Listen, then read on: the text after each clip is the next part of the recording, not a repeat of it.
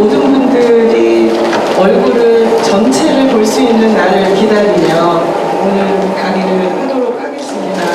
먼저 굉장히 오래간만에 대면을 통해서 이렇게 강연을 할 수 있고 또 자원봉사자분들, 또 자원봉사센터, 또 기타 사회복지와 우리 시민사회 영역에서 활동하시는 선생님들을 만나볼 수 있는 거, 줌이 아니라 현장에서 이렇게 대면으로 만나볼 수 있는 거에 대해서 굉장히 영광스럽게 생각을 하고요. 그리고 2년 반 만에 처음으로 기획된 이 주제에 대해서 전국에 있는 자원봉사센터들이 매우 주목하고 있고 이 내용에 대해서 궁금해하고 있습니다. 이러한 중요한 주제들을 처음으로 기획하신 인천시 자원봉사센터 이해 선생님들께도 굉장히 열렬한 응원의 박수를 보내고자 합니다. 네, 오늘 발표드릴 내용은요. 지금 한국중앙자원봉사센터가 지난 6월 1일부터 연구 용역으로 수행 중인, 그리고 제가 책임 연구를 맡고 있는 연구의 내용을 기반으로 하고 있습니다. 아직 최종 보고는 한 20일 정도 남아있는데요. 최종 보고서가 나오면 훨씬 더 방대하고 정확하고 객관적이며 통찰력 있는 정보들과 시사점들이 제시될 것이라고 생각이 듭니다. 오늘 여러분들께 말씀드려야 되는 내용이 매우 방대하고 정보 또한 많습니다. 이거를 30분 안에 발표를 하려면 한 슬라이드가 1분씩 넘어가야만 합니다. 그래서 여러분들 1초도 이렇게 주무름이 오거나 이러시면 절대로 안 되고 끝까지 집중해서 귀를 기울였으면 좋겠습니다. 얼마 전에 질병관리청장께서 6개월 후면 마스크를 벗을 수 있는 날이 올 것이라는 자막 보도가 나오고 그 이후로 3일 브리핑에 WHO 사무총장이 이제 팬데믹이 엔데믹으로 가고 있다고 말씀을 했습니다. 코로나19 초기에는 조금 있으면 끝나겠지라고 했던 기대가 그 다음에 유행과 재유행을 반복하면서 저희는 굉장히 낙담한 경험들을 갖고 있습니다. 이제 3년이 지나는 이 시점에서 이제는 희망을 가져도 되지 않을까 하는 마음을 품으며 코로나19가 지난 3년 동안 우리에게 어떠한 삶의 변화를 가져왔고 이것이 우리 자원봉사 섹터에 구체적으로 어떻게 변화를 가져왔는지를 이해하는 것이 앞으로의 새로운 변화되는 질서를 전망하고 이거에 대응해서 우리는 무엇을 준비하고 무엇을 할 수 있을 것인가에 대한 시사점을 줄 것입니다. 따라서 코로나19가 우리의 공적, 사적 삶에 심대한 영향을 미쳤고 그로 인해서 나타난 새로운 뉴노멀의 특징은 무엇인지를 먼저 알아볼 필요가 있다는 것입니다. 뉴노멀은 이전에는 예외적이었거나 흔하지 않았던 것이 어느덧 새로운 질서, 새로운 일반화, 새로운 표준으로 자리 잡고 있게 된 것입니다. 어느 회의를 간에 코로나19 전에는 마스크를 끼신 분들은 정말 100에 1명 정도 찾아볼까 말까 했습니다. 그러나 지금은 대다수가 마스크를 쓰고 계십니다. 이런 것들이 코로나19가 새롭게 변화된 현상이라고 볼 수가 있는 아주 단조로운 예라고 볼 수가 있겠어요. 수많은 학자들이 코로나19 뉴노멀의 담론에 대해서 다양한 접근과 내용들을 나누고 있는데요. 저는 이 중에서도 가장 공통적인 핵심이 무엇이고 특히나 자원봉사 섹터에 직접적으로 연관되고 시사점을 줄 수 있는 게 무엇인지를 한 4가지 측면에서 골라봤습니다. 먼저 전면화된 디지털 사회입니다. 이미 사회적 거리두기 등으로 팬데믹 시대의 사람 간의 거리도 매우 멀어졌습니다. 이 멀어진 사람의 간격을 누가 채웠다? 지능화된 기계, 온라인 플랫폼, 디지털 기계들이 사람과 사람 사이를 채우고 있었습니다. 이 부분은 생산 영역, 소비 영역, 이 부분뿐만이 아니라 이미 교육과 학습 방식 모든 면에서의 디지털화를 촉진을 시켰습니다. SNS 상에서의 커뮤니케이션, 줌과 같은 디지털 기기를 활용한 회의가 이미 일상 속으로 침투가 되었어요. 이런 식으로 디지털 네트워크를 통한 디지털 친밀성이 이미 일반 대중의 삶에서 뉴노멀로 자리 잡게 되었다는 것입니다. 두 번째는 환경가치의 급부상입니다.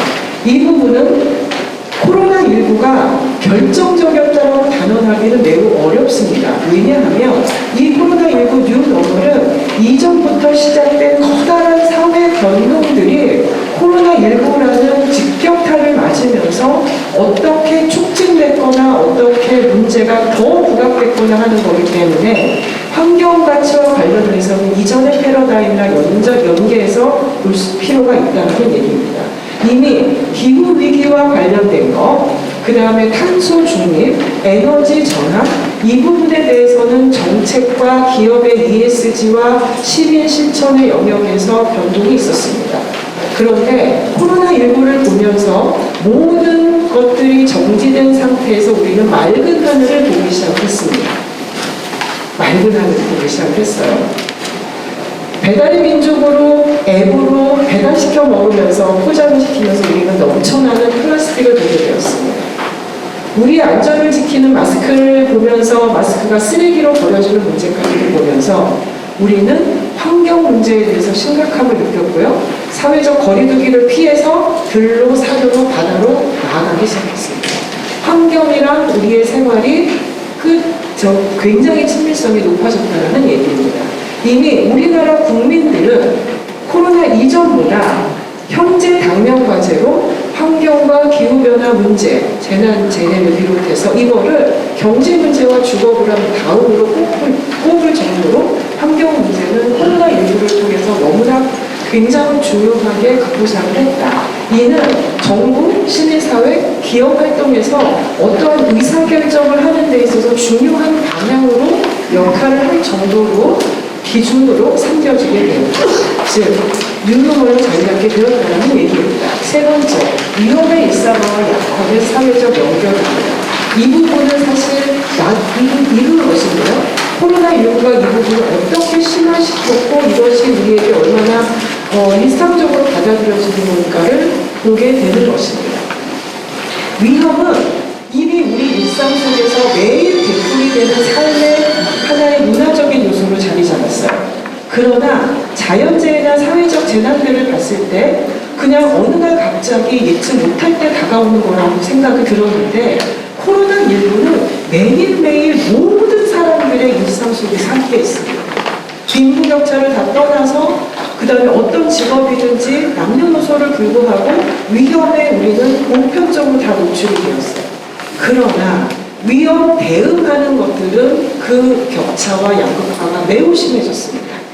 그런데 이렇게 위험 대응에 심각한 격차가 있었음에도 불구하고 이 부분에 대해서 사람들의 서포트 시스템, 지지망, 이 부분이 그러면 강화돼야 되는데 제도든 시민사회는 결코 강화되지 못했다.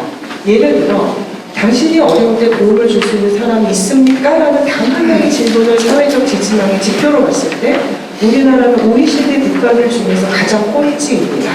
특히나 50세 이상 중장년의 노년층에서의 사회 지지망은 맨 왼쪽에 코리아라고 보이는 그 빨간 지점입니다. 너무너무 낮아요.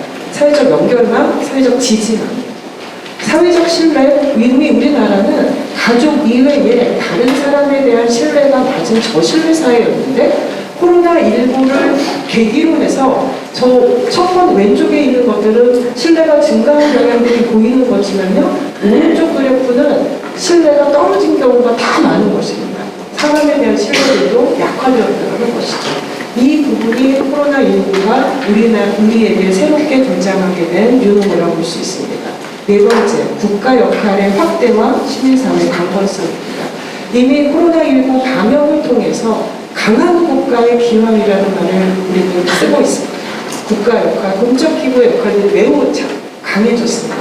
그러나 국가의 기함만이 만능은 아니고 이것이 성공하기 위해서는 시민의 참여, 시민사회의 협력이 없이는 이거는 불가능하다라는 것들이 지금의 대세라는 것입니다.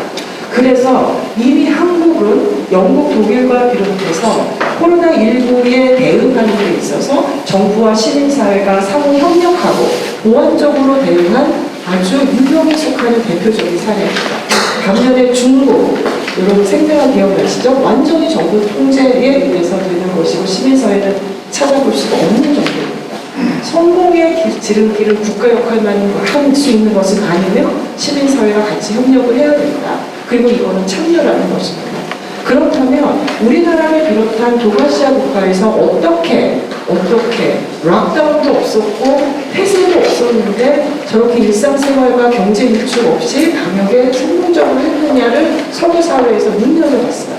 아마도 한국은 유교주의, 집단주의, 권위주의에 순응하는 그런 문화 때문일 것이다라는 게 서양 학자들의 지배적인 의견이었습니다. 그런데 놀랍게도 2020년 우리 사회조사를 해보고 국민 여론조사를 해보니까요, 의외의 결과가 나왔습니다. 왼쪽 보시면 권위주의 성향 높은 수능지향, 집단주의 성향이 높은 국가 방역에 협조하는 수준에는 별로 차이가 없었어요. 오히려 수평적인 개인주의가 높은 사람일수록 또 하나는 민주적인 시민성이 높은 사람일수록 정부의 방역에 훨씬 더 많이 참여했다는 것입니다. 이 말은 우리나라 국민들이 어떤 탈이념화 그리고 개인주의가 확대를 되지만 이 개인주의는 어떤 거냐면 안전한 공동체 안에서만 실현되는 것이고 안전한 공동체를 지켜주는 것이 국가의 역할이며 그것 때문에 정부에 협조를 한다라는 식으로 해석을 한다라는 얘기입니다. 이해가 좀 되세요? 조금 어렵지만 저런 우리 지금 이제 시민들의 인식이라든가 경향들이 바뀌었다라는 것을 여러분 이해를 하시면 되겠습니다. 현장에서 자원봉사자가 정말 줄었어. 자원봉사 활동 위축됐어. 위기야라는 얘기를 합니다. 정말 위기일까요? 그럼 이제 자원봉사자가 0명이 나게 가려볼까요? 그렇지 않습니다. 라는 게 이제 저희 결론인데요. 줄은 건 확실합니다. 얼마나 줄었을까? 무엇이 줄었을까? 연령학적으로 어떻게 줄었을까? 어떤 분야에서 활동이 줄었을까? 지금 2020년 2월에 시작돼서 2021년, 2022년이 됐는데 시간이 갈수록 우리 자원봉사자들은 점차 돌아오고 있을까? 이 부분이 너무 궁금하지 않으십니까? 궁금하시죠? 이거를 최초로 분석을 했습니다. 1365 빅데이터에 들어가 있는 2019년 코로나 발생 이전 1년 데이터를 기준으로 해서 2020년, 2021년, 2022년 3월달까지의 데이터를 분석을 한번 해보았습니다.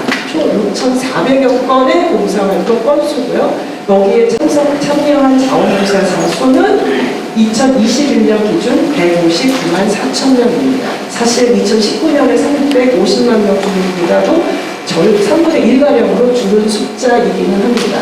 2020년의 충격이 가장 컸고요. 그러나 눈여겨봐야 될 것은 2021년 들어서 이제 백신을 다 보급화 되면서 점차적으로 봉사 횟수, 봉사 시간, 1인당 봉사 시간과 횟수가 모두 증가하고 있다. 그러나 코로나 이전만큼 우리는 회복되지는 못하고 있다는 것을 볼 수가 있습니다. 코로나19가 정말 타격을 미쳤을까? 4번에 걸친 재유행이 때마다요. 직후에 바로 봉사활동의 참여자 수와 활동 시간은 감소해서 코로나19는 자원봉사 활동을 위축시키는 데 직접적인 영향을 미쳤다는 것입니다. 그럼에도 불구하고 지속적으로 자원봉사 활동을 하신 분들이 계셨어요. 이탈한 사람들도 많았어요. 특히 어떤 분들이 그만두실까요? 지속적이지 않고 그냥 1년에 기회가 되면 여러 번 했던 사람, 혹은 집단적으로 한 번 정도 1년에 한 번 했던 분들, 이런 분들은 코로나19가 시작된 2020년도에 대거 이탈을 합니다. 대표적으로 10대 청소년 자원봉사자도 많이 이탈했겠죠? 그 다음에 건강에 취약한 어르신 봉사자들도 많이 이탈을 하셨습니다. 그런데 저 밑에 빨간 그래프입니다. 지속적으로 정기적으로 봉사활동 하시는 분들이 2020년 코로나 1년 차에는 줄었지만 2021년에는 2만여 명 정도가 다시 돌아오십니다. 이런 분들이 코로나19라는 위기를 돌파하면서 그 계신 분들이라고 보실 수가 있겠어요. 네, 여기 앞에 못 보셨는데요. 그럼 우리 자원봉사자들은 코로나19 동안에 어디 가서 활동을 했느냐? 생활편의시 지원이고요. 그리고 역시 대면봉사이기 때문에 코로나19 이후에 확 줄었습니다. 총량 자체가 확 줄었고 문화행사도 많이 줄었어요. 반면에 재난재해가 환경보호는 전체 활동 분야 중에서 차지하는 비율이 매우 증가하고 있다고 보실 수 있습니다. 결론은 뭐냐? 변화의 총량, 유언한 과거. 저희는 과거로 최소한 3년 안에는 과거의 자원봉사자 수와 총 시간만큼 회복되기는 어려울 수 있다. 유언한 과거. 떠나는 10대, 버티는 20대, 갈 곳 잃은 노인 자원봉사자. 이렇게 데이터 분석이 설명을 해주고 있습니다. 자원봉사는 역시 코로나 전과 후로 많이 바뀌었습니다. 정확하게 주말 활동 없어졌어요. 여름방학, 겨울활동 없어졌어요. 패턴이 바뀌었습니다. 절대 다수 99%는 자원봉사자는 코로나19 팬데믹의 타격을 받았지만 2% 내외의 자원봉사자들은 팬데믹을 이겨내셨습니다. 이 부분에 우리는 주목한다. 네, 생활편의 지원은 감소했지만 그래도 여전히 이 부분에 대한 수요는 크고 여전히 많이 활동을 하신다. 자리를 굳게 지키는 안전예방, 문화행사는 사라지지만 재난재해와 그 다음에 환경은 떠오르고 있다는 것입니다. 해외로 가보겠습니다. 해외도 그럴까요? 스코틀랜드. 공식 자원봉사자 수 팬데믹 이전 2019년에 비해서 떨어졌습니다. 봉쇄 조치 후에 떨어지지만 조금씩 회복하고 있어요. 그러나 저기 2021년 기준이지만은 코로나 이전 수준으로 회복되고 있다 아니다 못하고 있습니다. 그런데 똑같아요, 우리나라랑. 스코틀랜드에 대응해서 우리가 눈여겨봐야 될 것은 바로 두 번째 그래프입니다. 자원봉사 센터와 같은 공적 자원봉사 인프라에서 어떠한 위원회를 만들었어요. 저기 재난에 대비하기 위한 레질리언스 위원회예요. 초회복, 회복 탄력성을 위한 위원회를 만들어서 즉각 의사결정을 했다는 것입니다. 정부에서 방역 당국에서 지침이 내려올 때까지 우리는 기다리고 넉넉히 손을 짚는 게 아니라 저기가 권위를 가지고 그 다음에 지역사회 관련된 사람들이 모여서 커미티를 만들어서 즉각 의사결정을 해서 행동지침을 내려보냈다는 것입니다. 따라서 이렇게 되면서 우리는 코로나19에 효과적으로 대응을 했다는 평가가 우수했다. 의사소통, 빠른 결정, 파트너십 이런 부분들이라는 거죠. 이거는 우리 자원봉사 센터에서 하는 점이 굉장히 많습니다. 원팁 이런 거 한번 만들어 보면 어떨까라는 생각이 들고요. 아일랜드에서의 시사점은 무엇이냐? 역시 코로나19 이전보다 코로나 동안에 줄었습니다만 상관없이 28%의 자원봉사자는 코로나19 상관없이 계속 봉사하셨습니다. 심지어 9%의 봉사자들은요 코로나19에 새롭게 유입을 하셨습니다. 벌런티어 아일랜드라고 역시 중앙자원봉사 센터와 같은 역할인데요. 2020년 코로나 1년 차에서도 지침을 만들어냅니다. 우리 한국중앙자원봉사 센터도 2020년도에 거의 9차에 걸쳐서 계속해서 코로나19 대응 자원봉사 대응 지침을 만들어냈습니다. 저기도 처음에 저렇게 만들었죠. 방향이 어떻게 다르냐? 코로나19 방역지침, 집합금지, 공간 폐쇄 이러니까 자원봉사 활동하지 마! 라고 하는 방향이 아니었어요. 2인 이상, 4인 이상 집합금지, 6시 이후에 이런 거 안에서도 그런 제한 속에서도 어떻게 자원봉사를 할 수 있을까의 그 방향성 속에서 지침을 만들었다는 얘기입니다. 이 부분은 우리가 너무 이제 참고해야 할 얘기죠. 연구 흥미롭습니다. 왼쪽 그래프는 공식적인 조직을 통해서 봉사활동에 참여한 사입니다. 우리는 공식 자원봉사자라고 하는데요. 조직을 통해서 어때요? 왼쪽으로 기울입니다. 감소하고 있어요. 오른쪽 그래프는 비공식 자원봉사자입니다. 조직을 통하지 않고 그냥 지역사회에서 이웃을 돕고 서로를 돕는 행위입니다.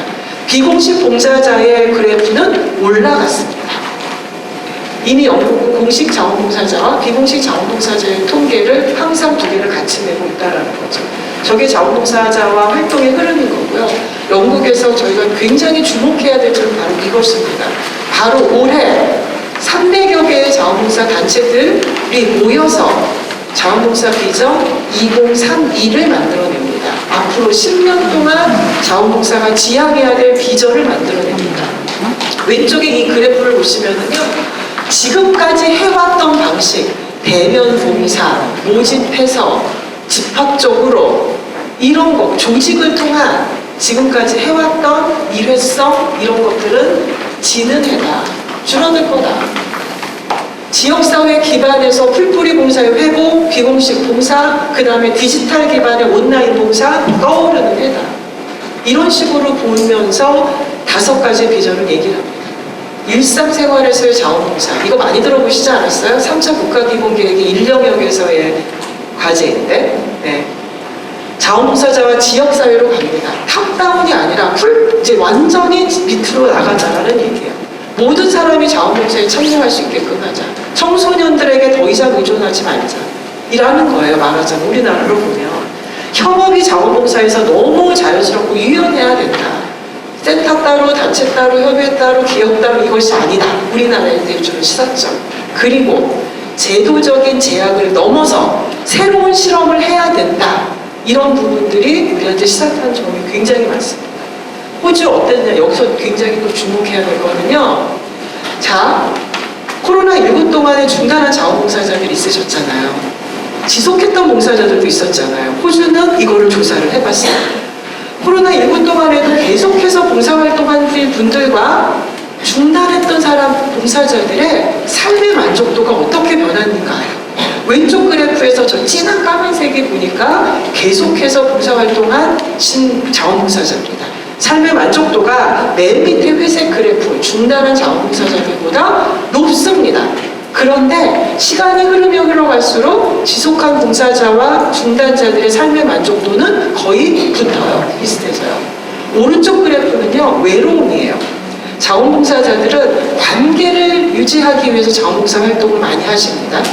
자원봉사자를 지속하신 분들은요, 외로움은 빠만 밑에죠. 외로움의 수준이 낮습니다. 중단한 분들은 어때요? 외로움이 높아요. 그리고 이거는 시간이 가면 갈수록 그 격차는 줄어들지 않는다는 겁니다. 결국 자원봉사자들에 있어서 자원봉사 활동은 자식과도 같은 역할인 것입니다.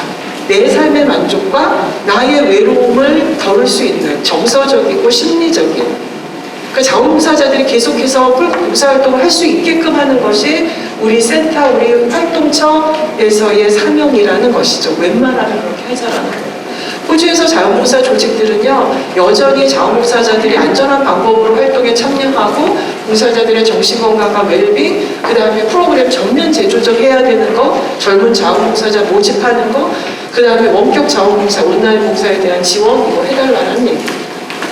미국에서 시민 참여 방식으로 선거라든가 비영리단체 기부 중심이 굉장히 많았습니다. 코로나19 팬데믹을 거치면서 자원봉사, 옹호 활동 등이 훨씬 더 중요하다는 게 강조가 되고 있고요. Z세대의 참여, 그 다음에 온라인 자원봉사의 증가, 이런 부분들이 특징적으로 발견되고 있습니다. 네. 이 리모컨이 그래서 그렇다면 우리나라는 이제 변화도 다 봤어요. 코로나19가 우리를 어떻게 바뀌었는지 뉴노멀의 특징도 같습니다. 그러면 향후 뉴노멀 시대 자원봉사 방향은 어떻게 갈 것인가를 한번 예측을 해보도록 하겠습니다. 이미 코로나19 이전에서도 커다란 사회 변동의 흐름은 있었다라고 말씀을 드렸습니다. 4차 산업혁명, 디지털 사회, 기후위기, 탄소 중립, ESG 경영, 저출산 고령화의 심각화, 사회적 돌봄의 중요성, 이런 부분들의 사회 변동이었습니다. 내가 코로나19와 함께 새롭게 더 중심적으로 등장한 특징들이 디지털 활용 전면화, 환경가치 우선, 위험의 일상화, 정부 역할 확대, 공동체적 개인주의 등등이었습니다. 앞에 설명한 것이에요. 이것들을 자원봉사 섹터에다가 그대로 연결하면 어떠한 방향성들이 나오냐면, 이미 자원봉사의 양적인 참여율은 감소하고 있는 추세였습니다. 패러다임은 더 이상 제도적인 제약, 시간 인증, 학생 봉사활동의 의무화 이런 등등으로부터 제도적 제약성에서 벗어나서 시민성이 좀 자발적으로 막 올 수 있는 그런 시스템을 새로 만들고 자원봉사 활동이 사회 문제에 기여하는 공공성을 증진하는 패러다임으로 가야 한다라는 패러다임이 이미 2018년 3차 국가기본계획의 시행의 중요한 패러다임이었습니다. 그런 것들이 코로나19를 맞으면서 훨씬 더 중요한 방향성으로 가기 시작을 하는 거예요. 이제 자원봉사 실천의 현장에서도 디지털 온라인 기반 자원봉사 활동, 그거를 기반으로 할 관리 방식으로 전환이 될 것입니다. 자원봉사 사업들은 탄소 중립, 환경보호, 재난자원봉사 사업에 많이 집중이 될 것이며 그럼에도 불구하고 코로나19로 등장한 우리나라 사회 안전망이 얼마나 취약했으며 위험 대응의 격차에 얼마나 노출됐는지를 보고 그 다음에 개별화되고 떨어져 나간 이웃 간의 연결을 하기 위해서 취약계층의 자원봉사 수요는 엄청나게 증가할 것입니다. 풀뿌리 봉사회복은 조직을 통한 봉사활동보다도 더 중요한 가치로 될 것이고요. 그 다음에 더 이상 자원봉사의 제도적 제약에서 머물 수가 없다라는 그게 나오게 될 것입니다. 자원봉사자들은 아까 개인주의와 민주적 공동체를 얘기를 했습니다. 개인의 성장에 훨씬 더 중요한 동기를 갖고 있을 것이며 그거에 상응하는 성장, 봉사활동을 통해서 본인이 성장하는 것을 통한 인정과 보상을 요구하게 될 것입니다. 자원봉사 조직들이 매우 어려움을 겪었습니다. 직원들 감소, 공간 폐쇄 등등의 어려움이었어요. 이런 과정에서 연대가 훨씬 더 필요로 했고 자원의 발굴이 훨씬 더 필요로 했었습니다. 공공, 기업, 민간의 자원봉사 네트워크는 완전히 새롭게 재구조해야 된다. 이것이 자원봉사 뉴노멀의 하나의 방향으로 전개될 것이라는 것을 예측을 하고 있습니다. 저렇게 예측되는 속에서 우리는 어떠한 비전을 가지고 가치를 가지고 실천 방향을 정리할 것이냐. 오늘 PPT에는 제가 제시하지를 못했지만 저는 두 가지 키워드를 제시를 하고 싶습니다. 하나는 공존입니다. 이미 뉴노멀 시대의 자원봉사는 디지털 기계와 자원봉사 활동이 공존해야 되며 환경과 자원봉사가 공존해야 되고 개인과 이웃과 공동체가 공존해야 되는 방향으로 가야 합니다. 이거를 위해서 자원봉사자들, 자원봉사센터, 자원봉사자들이 활동하는 단체와 봉사활동처, 자원봉사 수요처들, 그 다음에 기업과 공공기관들이 다 같이 협력을 해야만 한다는 것입니다. 그래서 저는 비전으로 공존과 협력으로 새롭게 여는 자원봉사 새 시대, 이것을 비전으로 제시를 하고 싶습니다. 그러한 비전 속에서 우리의 방향은 어떠해야 되느냐? 더 나은 건강성, 더 나은 연결과 관계, 더 나은 독창성, 더 나은 책임이라는 방향성을 제안하고자 합니다. 건강성이라고 하는 것은 이미 2% 내외로 자원봉사자들이 우리의 건강성 강건한 시민사회를 지탱해 오셨습니다. 더 나아가서는 19%예요. 계속해서 어느 형태로든지 참여했다. 이런 분들이 우리 사회 회복을 위한 강력한 힘이다. 이 참여의 힘은 그 핵심은 자원봉사자였다. 이 부분을 우리는 더 많이 사회에 알려야 된다는 얘기입니다. 그래서 중단했던 자원봉사자들이 다시금 돌아올 수 있게끔 안전하다라는 사인을 계속해서 우리는 보내줘야만 한다는 얘기입니다. 두 번째, 관계와 연결입니다. 자원봉사 활동을 통해서 이웃 간에, 옆집 간에 소외된 사람들, 혼자 계신 분들이 다 연결될 수 있도록 해야 돼요. 이제 버스 타고 어떤 조직을 통해서 하는 활동보다 일상생활에서 녹여 있어야 된다 그러면 비공식 봉사의 증가, 상부상조하는 그런 문화가 생활 속에서 있어야 되거든요. 자원봉사 센터들이 우리 동네에는, 우리 자치구에는, 우리 자치군에는 얼마나 많은 상부 상조하는, 그 다음에 비공식적으로 이웃을 돕는 행위가 있는가에 대한 파악부터 하셔야 된다는 것입니다. 그래야 그것이 공식적인 조직체를 통한 자원봉사 활동과 비공식적으로 일상에서 우리 사회에서 자원봉사 문화가 어느 정도 확장되는지를 파악할 수 있는 중요한 연결고리다. 그러한 것들이 사람과 사람을 연결할 수 있고 더 나은 관계로 할 수 있는 자원봉사 실천의 방향이라는 것입니다. 단체, 특히 센터의 자원들, 공적인 자원들이 기업이나 공공기관으로부터 받은 그런 것들, 정부로부터 받은 것들이 민간 자원봉사 단체, 민간의 그 자원봉사 활동처로부터 흘러갈 수 있게, 그들에게 흘러갈 수 있게끔 새롭게 관계를 지원해주는 이런 역할들을 하셔야만 합니다. 독창성입니다. 독창성은 더 이상 이게 자원봉사 시간 인증이 돼 안 돼, 제도적 제약성에서 벗어나야 된다는 얘기입니다. 자원봉사자들의 동기나 활동 방식들이 너무나 많이 다양해졌어요. 그런데 여전히 우리는 이게 온라인으로 어떻게 봉사가 돼? 이거 온라인 봉사를 어떻게 활동 시간으로 인정을 해? 여기에 제도적 제약이 있으면 안 된다라는 얘기입니다. 방법은 다 있습니다. 네. 그래서 자원봉사의 새로운 실험을 기회를 제공해야 되는 것이고요. 책임성입니다. 책임성은 자원봉사는 우리가 자발적으로 자율적으로 하지만 책임성이라고 하면 사회에 대한 책임성입니다. 자원봉사 활동의 집합적인 힘으로 사회 문제 해결에 기여할 수 있다는 것을 보여주는 것입니다. 성과로 보여줄 수 있어야 되고 중요한 사회 문제에 집약할 수 있어야 된다. 그것을 저는 환경과 취약계층에 대한 자원봉사 안전망으로 여러분들에게 제공을 하고자 합니다. 센터의 역할과 관련돼서는 가장 궁금해하실 수 있는 부분인데요. 센터의 조직 탄력성과 변화 혁신 역량을 점검해 보시기 바랍니다. 조직은 위기를 당하면은 일단 무릎을 딱 꿇죠. 이거 어떡하나. 하지만 나름대로의 대응 방법을 막 찾습니다. 그 방식을 통해서 우리는 학습을 하고 이 학습이 옳다 그러면은 조직 내에 하나의 제도로 시스템으로 자리 잡게 되고 그것이 새로운 노멀로 가게 됩니다. 그거를 실험을 해보고 대응 방식을 적용해보고 이러는데 우리는 어느 정도 조직 탄력성이 있는가를 한번 점검해볼 필요가 있다는 얘기입니다. 그러기 위해서는 직원들이 얼마나 유능하고 탄력적이고 창의적인가 이런 역량들 되게 점검해야 되고 이거를 할 수 있는 재원이 얼마나 풍부하고 즉각적인 자원을 동원할 수 있는 능력이 있어야 되는가 이 부분 보셔야만 됩니다.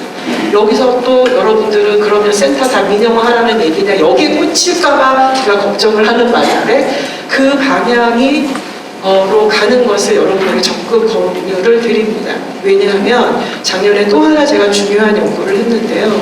우리나라 243개 기초 시군구 자원봉사 센터들 중에서 약 49%가 법인형이고 그 다음에 52%가 여전히 직영입니다. 혼합직영을 비롯하여 직원 수, 재원 규모 측면에서요. 법인센터가 직영센터보다 2배 이상 많았습니다. 그거의 근거는 재원이 매우 다양했다는 것입니다. 기업과의 네트워크, 기업 자본이 엄청나게 유입이 됐었거든요. 이런 부분들이 실증적으로 발견이 됐습니다. 코로나19 때문에 활동을 중지한 곳은 직영센터들이 대부분이었습니다. 그래서 연간 예산 집행률에 있어서 80%밖에 안 된 그런 것들이 발견이 되었기 때문에 이 부분은 좀 염두를 해주셨으면 좋겠다라는 얘기입니다. 예, 조직적 직원의 그 다음에 직원 개인의 디지털 전환 역량 보셔야 될 것 같습니다. 센터 자체의 조직 역량을 정리해라라는 거고요. 두 번째는 자원봉사 센터의 사업의 혁신 방향입니다. 저는 세 가지 정도를 말씀을 드린데요. 첫째는 지역사회 풀뿌리 봉사활동을 한번 파악해보자. 그리고 그런 풀뿌리 봉사활동의 리더와 센터를 비공 네트워크로 연결을 해보자는 겁니다. 1365에 등록하려고 하라는 게 아닙니다. 이제는 1365에 얼마나 많은 봉사자들이 등록했느냐보다는 얼마나 우리 사회에서 활동하는 봉사자들이 많을까라는 것입니다. 수치로 센터가 그걸 파악하시고 경우에 따라서 공식화할 수도 있고 위험시에 그대로 활용할 수 있다는 것이죠. 환경 분야 자원봉사 사업의 전략과 이 부분은 이미 인천광역시 센터가 너무나 우수한 모델로 보여주고 있습니다. 여기서 한 걸음 더 나아가서 이거를 제발 성과로 보여주십시오.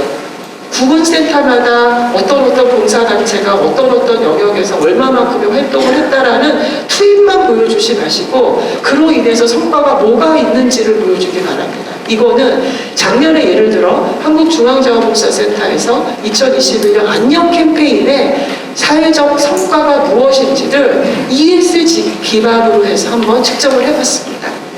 안녕 캠페인들 대부분 다 아시죠? 네, 안전, 안녕, 안심 이런 부분입니다. 그랬더니 환경 분야 같은 경우 CO2 절감을 얼만큼 했고 에너지 전략을 얼만큼 했고 생활 쓰레기가 얼만큼 줄었고 구체적으로 계량화해서 보여준다는 얘기예요. 사회 측면에서도 몇 명에게 얼마 상당의 편익이 등장을 했고 사회적 지지망으로 협력 네트워크가 얼마나 증장을 했고 이 거버넌스 측면에서 이렇게 성과를 보여주기 시작을 했다라는 얘기입니다. 영국의 환경자원봉사 단체들도 홈페이지 딱 열면 나옵니다.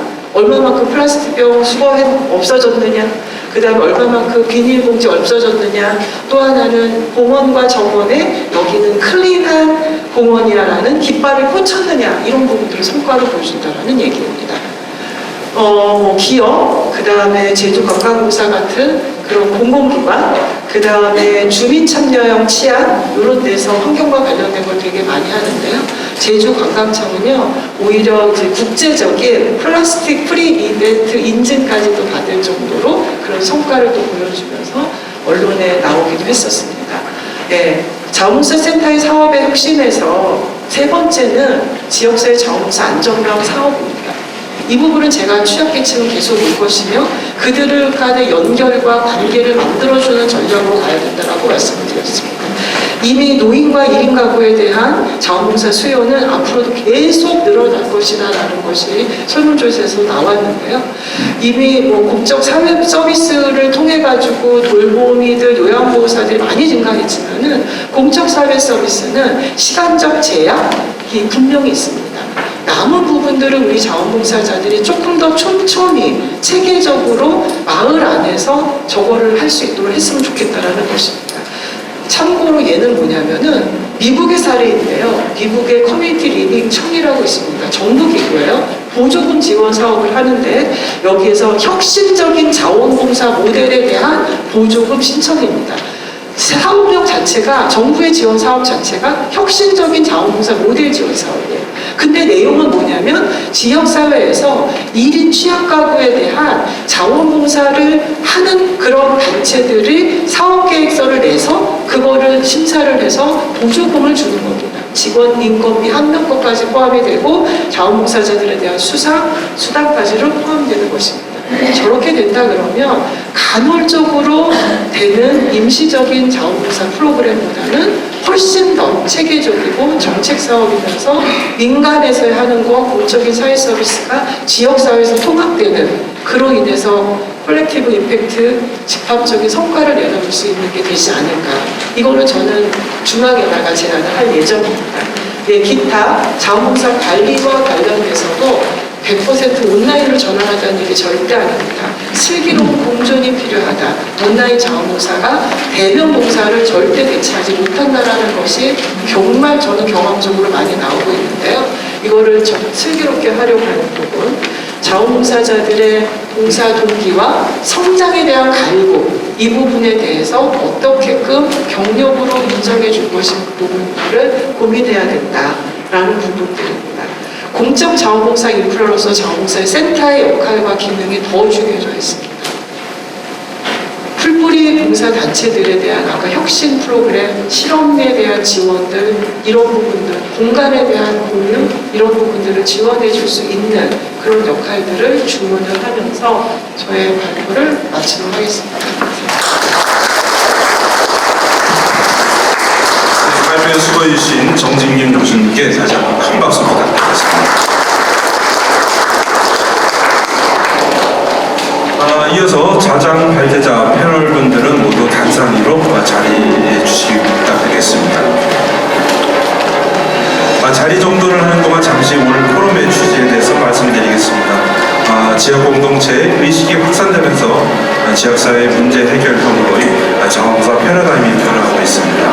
이 변화는 사회를 대응하기 위한 자원봉사센터의 이 포지셔닝에 대한 의견을 수렴하고 자원봉사센터가 지속가능한 사회를 만들기 위한 자원봉사 혁신 플랫폼으로서 거듭나기 위한 방안을 모색하고자 근거 토론을 개최하게 되었습니다. 귀한 시간 라고 생각하는데 그간에 팬데믹으로 인해서 여러 가지 어려운 점이 많았죠. 공동체가 만나지 않고 연결되지 않고 공동체를 이끌어갈 수는 없었고 공동체적 활동하기 어려웠습니다. 그런 가운데 이제 새로운 어떤 삶의 모양으로 자리 잡게 된 게 어떤 것인가, 그 가운데 자원봉사는 어떻게 될 것인가 하는 점을 오늘 정진경 교수님께서 아주 상세하게 설명을 해주셨습니다. 이제 우리의 과제는 이런 전제를 가지고 인식의 자원봉사를 어떻게 만들어 나갈 것인가 하는 점입니다. 그래서 오늘 네 분의 지적 토론자를 모시고 각 영역에서 우리는 어떤 생각을 느끼고 있고 어떻게 하는 것이 좋을 것인가 하는 점들을 이야기를 듣는 시간을 갖도록 하겠습니다. 우선 먼저 인천광역시 의회 행정안전위원장이신 신동섭 위원님께서 인천광역시를 중심으로 해서 자원봉사가 어떻게 가야 될지 지적 토론을 먼저 해주시겠습니다. 자료상에는 아마 자료와 순서가 좀 바뀌어서 뒤쪽에 있으니까 근처하신 분들께서는 자료 뒤쪽을 좀 살펴봐 주시기 바랍니다. 그러면 패널분들께 토론을 배워주시면서 저희가 시간적으로 조금 지체되는 면이 있어서 약 10분 정도로 발표를 해주시면 어떻습니다.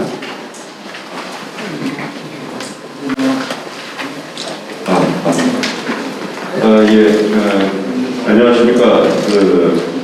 오늘 인천광역시 자원봉사센터에서 개최한 2022년 인천자원봉사 전국체 프로그램 지속가능한 사회를 위한 자원봉사 혁신 플랫폼 만들기라는 주제 발표의 토론자로 참석이 된 신동섭 인천광역시 행정안전위원회 위원장입니다. 저희 위원회는 인천시 전체에 대한 인사, 예산, 마스크 벗고 하겠습니다.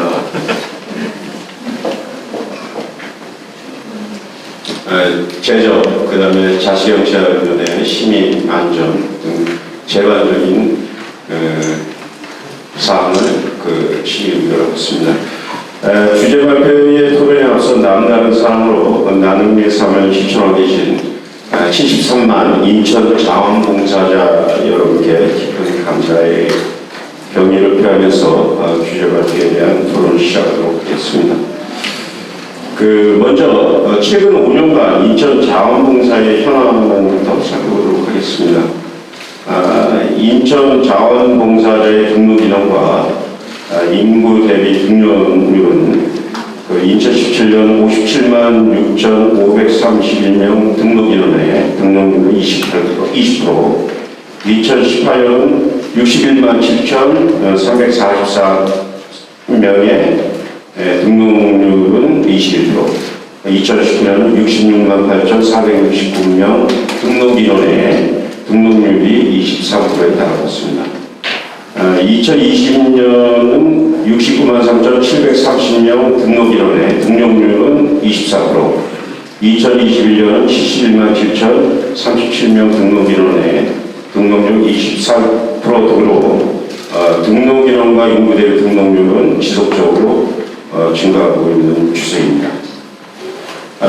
한편 인천 자원봉사자의 활동 인원과 등록 인원 대비 활동률은 2017년 17만 3,932명, 활동률은 30%, 2018년은 18만 2,520명의 활동률은 30%, 2019년은 18만 6,049명의 활동률은 28%, 2020년은 10만 8,030명의 활동률은 16%, 2021년은 9만 4,146명의 활동률은 18% 등으로 나타났습니다.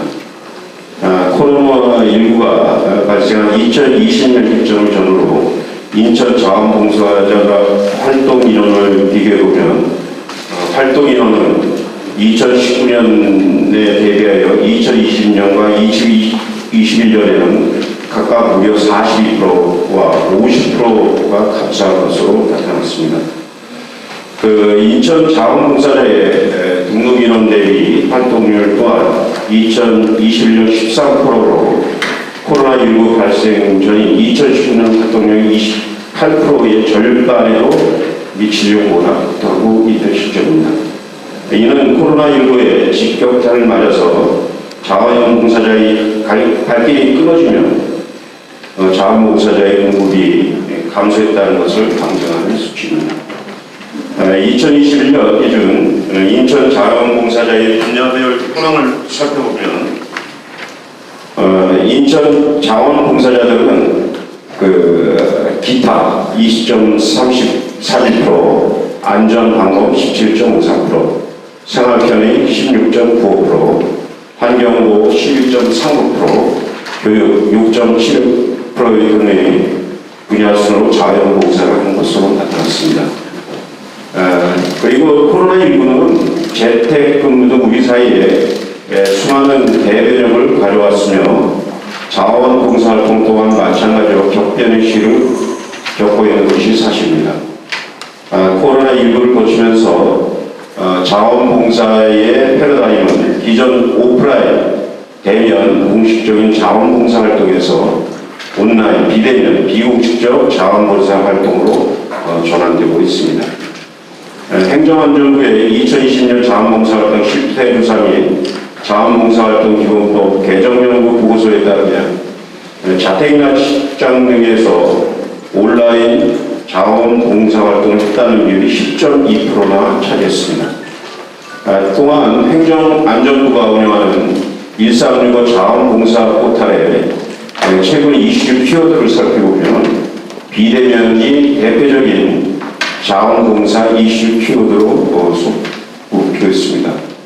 또한 본 보고서에 따르면 자원봉사 활동 후 시간 관리를 공식적으로 하는 공식적인 자원봉사 활동 비율은 34.5%를 나타내고 반대로 자신을 관리하거나 시간 관리를 하지 않는 비공식적인 자원봉사 활동 비율은 58.9%로 달하는 것으로 나타났습니다.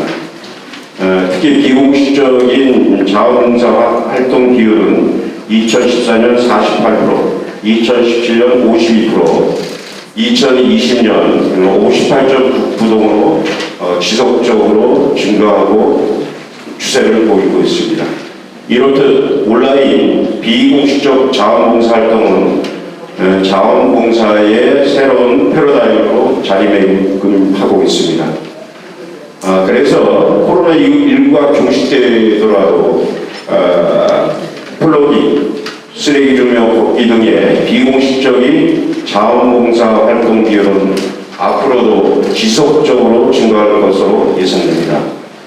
이렇듯 온라인 비공식적인 자원봉사 활동을 중심으로 자원봉사 패러다임이 전환됨에 따라서 인천광역시 자원봉사 센터 또한 새로운 자원봉사 패러다임을 선제적으로 수용할 수 있는 방향으로 제도와 시스템을 새롭게 재편해야 할 것입니다. 우선 우리의 일상에 스며들어 활성화된 비공식적 자원봉사 활동에 대한 정의를 자원봉사활동 기본법이나 우리 인천시에서 제정하는 인천광역시 자원봉사활동 지원조 등에 신설하여 비공식 자원봉사활동을 제도권 안으로 편입시켜야 할 것입니다. 저도 인천광역시 의원으로서 조례나 비공식적인 비대면 자원봉사활동이 활성화하고 안정화될 수 있도록 조례 등으로 지도적으로 검토해 보겠습니다. 또한 행정안전부의 1365 자원봉사 포털과 별도로 서울시 자원봉사센터가 만든 서울시민의 자원봉사 플랫폼 V 세상, 수원시 자원봉사센터가 만든 수원 시민의 자원봉사 플랫폼 착한 공대처럼 인천형 자원봉사 플랫폼을 만들고 이를 통해 인천 맞춤형 온라인 비공식적 자원봉사 활동을 활성화해야 합니다. 마지막으로 비공식적 자원봉사자에 대한 인센티브를 공식적 자원봉사자의 수준으로 강함으로써 증가하는 비공식적 자원봉사자의 헌신에 걸맞는 혜택과 예우를 할 필요가 있습니다. 저를 아마 오늘 이 토론회에 그 패널로 부른 이유가 우리 인천광역시가 예산 심의 의결하기 때문에 여러분들에 대한 예산을 확충하고 또 이 비공식적 비대면 자원봉사 활동에 대해서도 인천시의회에서 많은 관심을 가져라라는 그런 뜻에서 저를 부른 것 같습니다. 저 행정안전위 위원장을 해서 여러분을 위해서 예산, 조례 등에 많은 신경을 써서 여러분들이 자원봉사 활동에 자유롭고 또 봉사적으로 활동할 수 있도록 최대한 지원을 아끼지 않도록 하겠습니다. 이상으로 주제 발표 토론을 마치도록 하겠습니다. 기시간 동행님께서 고맙습니다. 감사합니다. 우리 신동서 위원장님께서 의회 역할을 대신해서 조례와 예산을 지원해 주시겠다. 감사드리고요. 다만 문제는 어떠한 내용의 조례가 돼야 되고 어떠한 내용의 플랫폼이 될 것인가 하는 점들은 우리가 함께 고민하고 만들어내야 될 것으로 생각이 됩니다. 앞에 발제에서 장 교수님 얘기하신 것처럼 자원봉사는 생활 현장 속에서 이루어지고 그것은 지역사회 내에서 구현이 되어야 됩니다. 그럴 때 온라인에서 혹은 비공식적인 자원봉사가 스며들 수 있는 활동이 가능해지는 플랫폼을 어떻게 만들 건가 앞으로 우리의 과제라고 말씀을 주셨고 그 조례 만드시는데 내용을 얘기가 보태도록 하겠습니다. 저는 감사드리고요. 두 번째 토론은 포스코 건설의 사회공헌 그룹의 최정화 부장님께서 토론해 주시겠습니다. 네, 안녕하십니까. 인사드리겠습니다. 저는 포스코건설 사회공헌 그룹의 최정화 부장입니다. 앞에서 발제자님의 발표 내용을 들으면서 과연 이제 자원봉사 센터의 역할과 더불어 기업의 역할이 무엇인가라는 고민을 좀 하면서 발표를 들었고요. 오늘은 제가 말씀드릴 부분은 코로나19를 겪으면서 기업들이 어떤 변화를 경험했는지 그리고 어떻게 변화하고 있는지 무엇을 추구하고 있는지 그런 기업의 관점에서 한번 편안하게 들어주시면 좋을 것 같습니다. 코로나19로 인해서 기업도 굉장히 많은 변화가 있었습니다. 첫 번째는 저희가 재택근무라는 것을 이제 하게 되었고요. 그리고 회식이나 업무 외에 이제 부가적인 활동이 굉장히 제약을 받게 되었습니다. 따라서 저희 임직원들의 봉사 활동에도 굉장히 큰 변화가 생겼고요.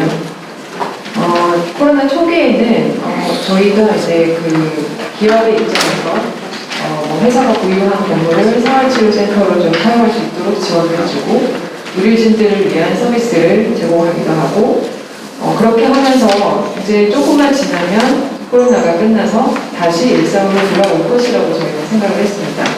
그러나 여러분들 아시다시피 코로나라는 것이 장기화되고 있고 또 굉장히 많은 다양한 사회 이슈들이 또 만나면서 기업의 입장에서의 사회봉사, 사회공헌이라는 부분에 있어서 굉장히 저희도 큰 전환점을 맞이하게 된 것입니다. 자원봉사 뉴 노멀이라는 것이 굉장히 저희 입장에서는 좀 커다랗게 두 가지 측면에서 말씀드릴 수 있을 것 같습니다. 첫 번째는 저희 입장에서는 ESG 경영이라는 것이 굉장히 크게 대두가 되고 있습니다. 두 번째는 MZ세대, 그러니까 젊은 세대들의 확대로 인해서 조직 문화가 굉장히 변화를 하고 있습니다. MZ세대 다 아시다시피 굉장히 워라밸을 중요시하고요. 그리고 개인주의적인 측면이 굉장히 많습니다. 사생활을 중요시하고 의미 있는 봉사활동이 아니면 더 이상 참가를 하지 않습니다. 예전에는 저희가 의무적으로 연간 봉사 시간을 부여를 하고 직원들은 의무적으로 봉사 시간을 채워야 했었습니다. 그리고 봉사를 많이 하면 승진 감점을 주기도 하고 그런 혜택들이 있었습니다. 그러나 이것들이 젊은 세대들의 입장에서 보면 그 공정이라는 가치를 어떻게 보면 훼손하는 그런 부분이라는 또 인식이 나타나기 시작했습니다. 예전에는 저희가 주말 그리고 퇴근 이후에도 봉사활동을 굉장히 많이 했었고요. 그런데 이 부분들이 현재는 근무 시간으로 또 근무 시간 중에 봉사활동으로 많이 바뀌었습니다. 부서 단위로 하던 활동이 이제는 저희가 외부 단체, 외부 이해관계자와 함께하는 연합 봉사활동으로 굉장히 많이 바뀌었고요. 또 그 부서가 아닌 다른 부서와 또 함께하는 그래서 그 안에서는 그 상명하고 이런 조직의 딱딱함이 없는 활동으로 또 변화를 하고 있습니다. 비대면 봉사를 저희도 굉장히 많이 했었습니다. 당장 뭔가 봉사활동을 해야겠고 달리 방법이 없어서 그 원격으로 다양한 시도를 했습니다. 어떻게 보면 이동 시간을 줄여서 또 효율적인 측면도 있었지만 결론적으로 말씀을 드리면 수혜자와의 이 유대감을 형성하기에는 굉장히 턱없이 부족했고 저희 직원들이 또 지속적으로 하는 그런 활동, 사업을 이어가기에는 굉장히 부족하다. 비대면 봉사의 약점이 좀 보이기도 했습니다. 자원봉사 뉴 노멀은 어떻게 보면은 기업의 입장에서는 ESG 경영을 접목하는 것과 또 MZ세대를 포용하면서 자원봉사를 어떻게 하면 효율적으로 끌고 갈 수 있을 것인가 이런 고민들이 사실 가장 큰 부분인 것 같습니다. 저희가 내부적으로 이제 사회공헌 전략을 수립할 때 굉장히 중요하게 생각하는 부분이 있습니다. 우리가 하는 활동에는 명분과 목적이 분명해야 한다고 생각을 하고 있습니다. 그래서 저희 회사 같은 경우는 지속가능 개발 목표 UN SDGs를 표방하며 그 항목별로 어떤 항목에 어떻게 영향을 미치고 또 어떤 결과에 기여를 할 수 있는지 그 부분들을 중요하게 생각하고 저희가 사회공헌 전략을 수립하고 있습니다.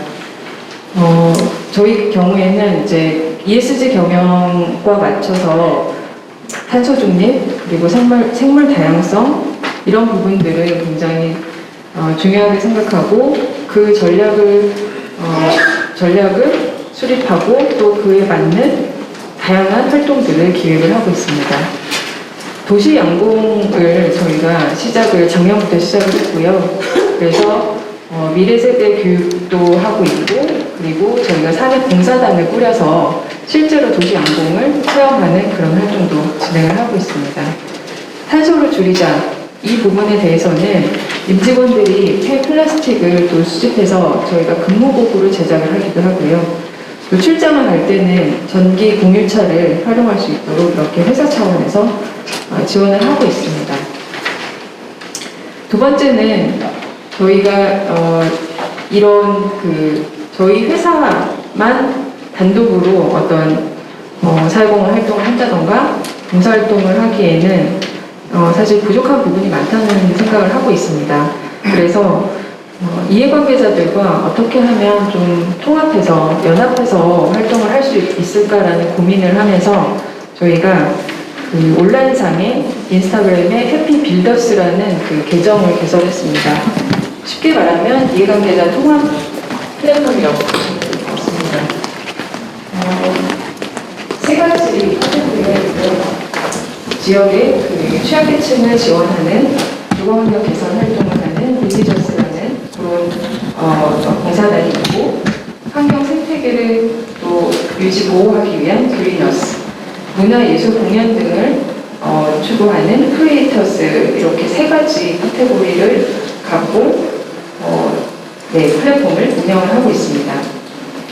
이 플랫폼은 사실 저희가 우리가 내부적으로 우리 자체적으로만 하던 이런 사업과 활동을 좀 더 외부와 함께 연결해서 하자는 취지에서 플랫폼을 만들게 되었고요. 그래서 지역 주민 그리고 저희 포스코 그룹사, 협력사, 그리고 비영리 단체 임직원, 우리 회사와 연계되어 있는 수많은 사람들과 다 함께 참여해서 할 수 있도록 유도하기 위해서 플랫폼을 운영을 하고 있습니다. 그래서 이 부분을 굉장히 사회공헌 추진 동력으로서의 역할을 수행할 수 있다 이렇게 생각하고 있습니다. 세 번째 특징은 저희가 재능봉사단을 28개 산의 재능봉사단을 운영을 하고 있습니다. 기존에는 사실 부서단이 아까 말씀드렸듯이 단순 노력봉사가 굉장히 주로 이루었습니다. 그러나 지금의 MZ세대를 또 생각한다면 단순한 그냥 노력봉사만으로는 사실 봉사활동을 이어가기가 굉장히 어려운 상황입니다. 그래서 어떻게 하면 굉장히 심플하게 어떻게 하면 직원들이 즐겁고 재미있게 그리고 보람을 느끼면서 의미 있게 봉사활동에 참여할 수 있을까라는 측면에서 굉장히 고민을 많이 했고요. 그래서 보시면 자신의 취미 특기 그리고 업무 역량 그런 재능을 발휘해서 할 수 있는 그런 다양한 분야의 봉사단을 저희가 운영을 하게 되었습니다. 건설 현장에서 드론을 담당하는 직원이 있습니다. 그래서 그 드론을 할 수 있는 직원들이 주축이 돼서 드론 봉사단이 구성이 됐고요.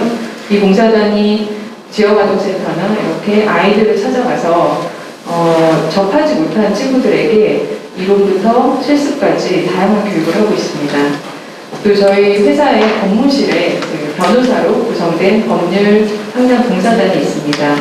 또 중학교에 찾아가서 저희가 건설 회사다 보니 건설업에 대한 직업 소개를 해주고 그 꿈찾기를 지원하는 그런 건설교육 봉사단이 있고요. 다양한 그 취미 활동과 연계된 그런 봉사단도 굉장히 많이 있습니다. 그래서 본인의 재능과 끼를 살려서 행사에 사회를 두거나 또 시각장애인을 위한 녹음 도서를 제작하는 아나운서 봉사단도 있고요. 모공의 봉사단, 콘텐교육봉사단 등 굉장히 다양하게 운영이 되고 있습니다. 최근에는 ESG 경영과 맞물려서 ESG 시대에 걸맞는 그 환경과 관련된 그런 봉사단 환경 또는 생물 다양성 측면에서 봉사단을 꾸리고 있는데요. 아까 말씀드렸던 도시양복봉사단입니다. 실제로 봉사단원들이 그 꿀 채취를 또 하고요. 그리고 아이들에게 양봉체험 그런 교육을 하고 있습니다. 저희가 송도의 그 센트럴파크와 그리고 과천 국립과학관에 도시 양봉장을 운영을 하고 있습니다.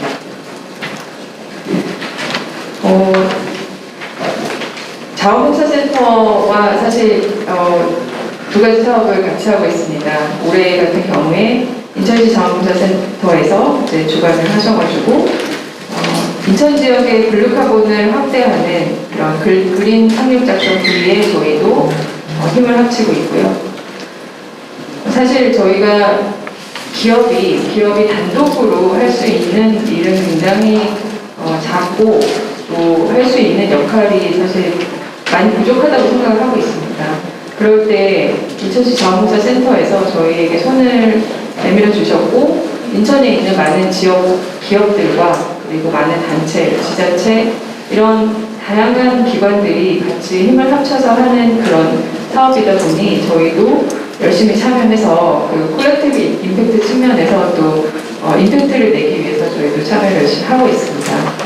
도시항공과 관련해서는 올해 저희가 연수구 자원봉사센터와 협업을 하고 있습니다.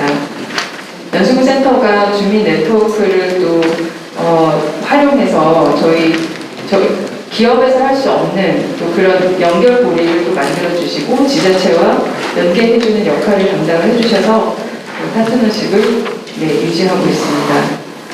자원봉사센터의 그 역할이라고 하면 다양한 그 대체들을 연결해주는 역할이라고 생각합니다. 연결하고 또 이를 통해서 전략적인 파트너십을 형성할 수 있는 그런 부분이 가장 크다고 생각을 합니다.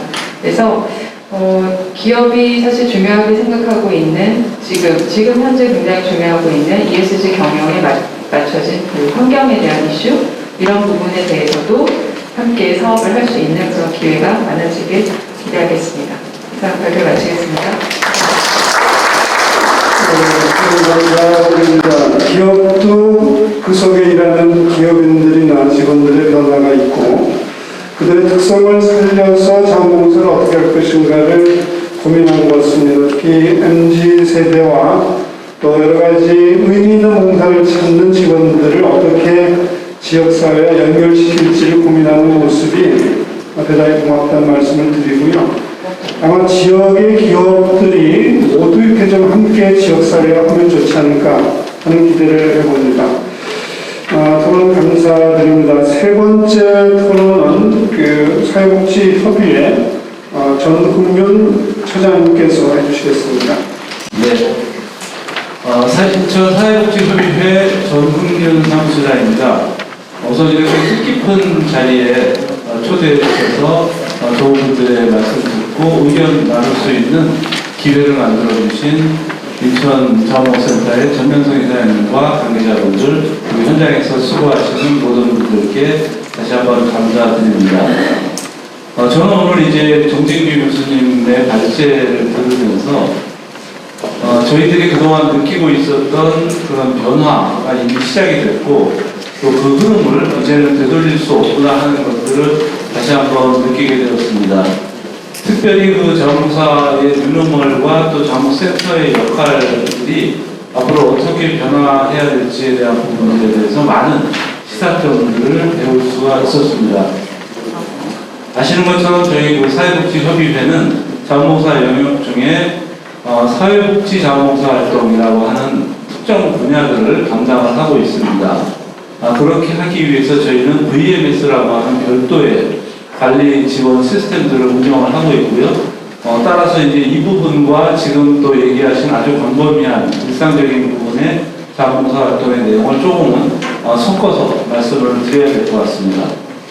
저는 그 현장에서 이제 활동하고 또 관련되는 내용들을 접하면서 이미 그 코로나19 이전부터 사실상 자원봉사 활동은 상당한 위기에 처해 있다고 생각을 했습니다.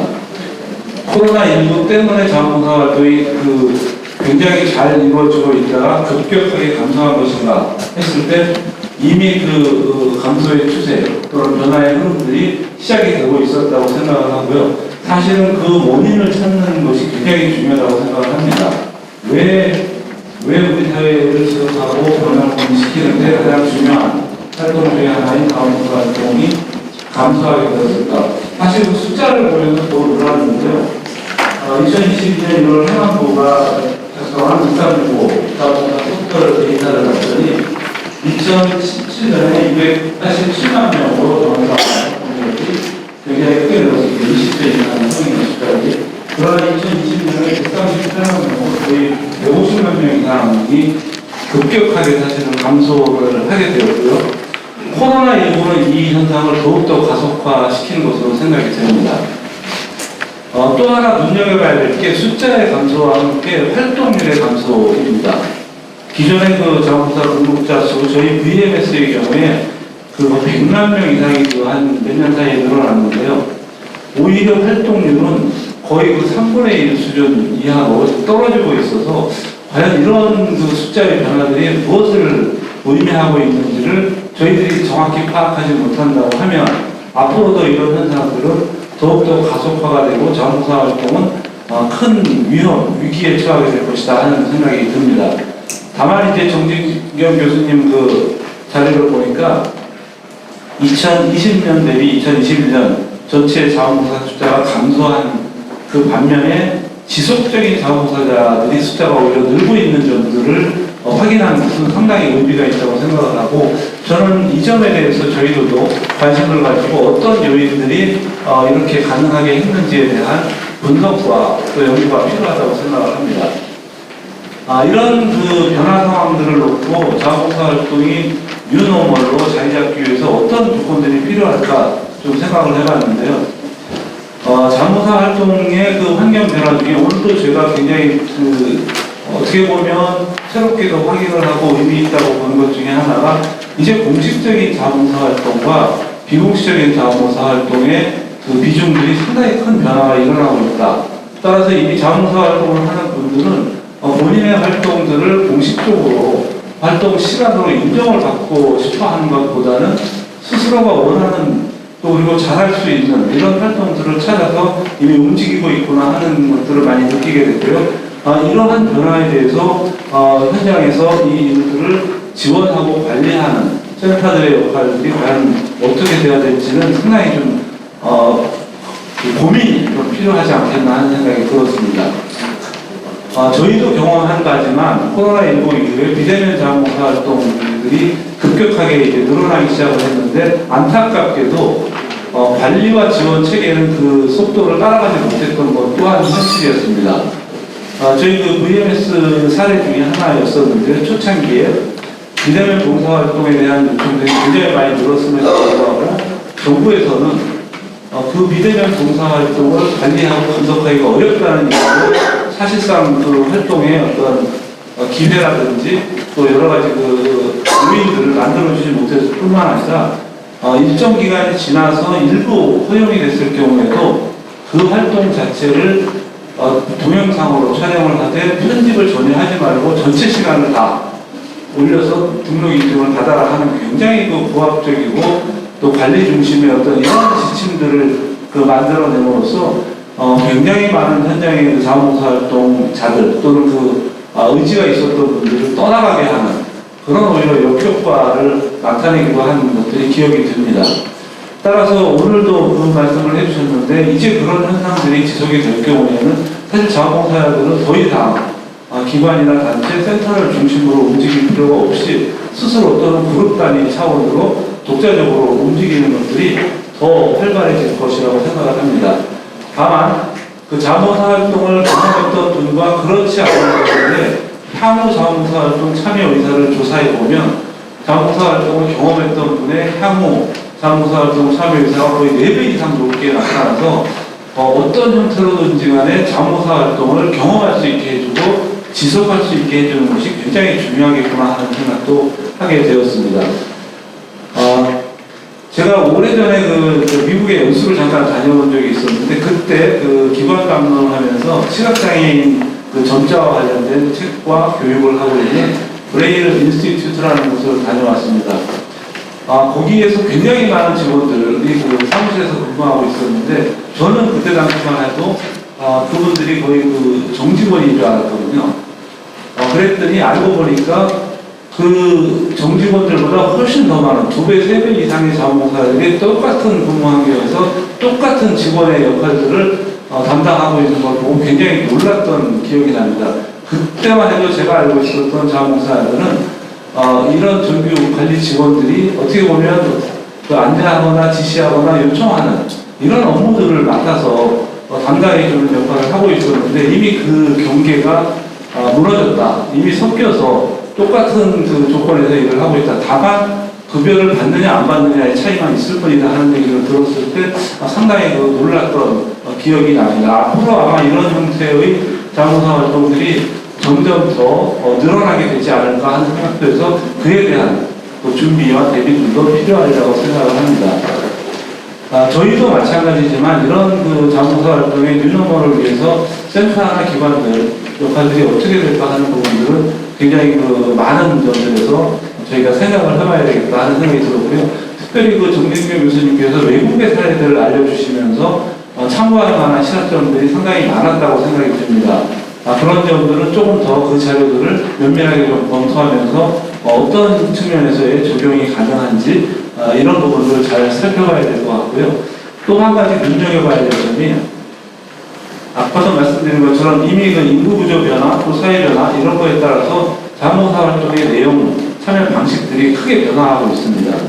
또 하나 거기에 코로나19로 인해서 과거에는 자원봉사자로 활동했던, 자원봉사 활동을 했던 분들이 이제는 자원봉사 활동에 도움을 받아야 하는 어떻게 보면 대상자로 변화되고 있는, 따라서 이제는 이분법적으로 나는 자원봉사 활동을 하는 사람이고 또 다른 분들은 그 활동의 어떤 수혜자가 되는 이런 이분법적 구도가 더 이상 통하지 않게 된 것 아니냐 하는 생각을 하게 됩니다.